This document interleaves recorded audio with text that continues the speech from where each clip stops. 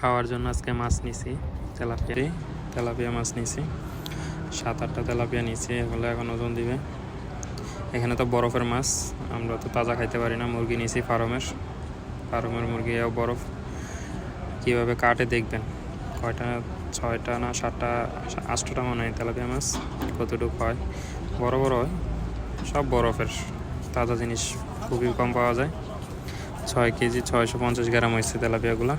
এখন এগুলো কাটবে, দেখেন কীভাবে কাটে। সব কিছু যে দেখাইছে, এবার তেলাপিয়া মাছ কীভাবে কাটে। মাছের দোকান, এখান থেকে আমি সবসময় মাছ নিই। সব ফ্রিজের মাছ, তাজা মাছ নাই বললেই চলে। মাছ কাটতেছে, মাছ কাটার মেশিন এটা।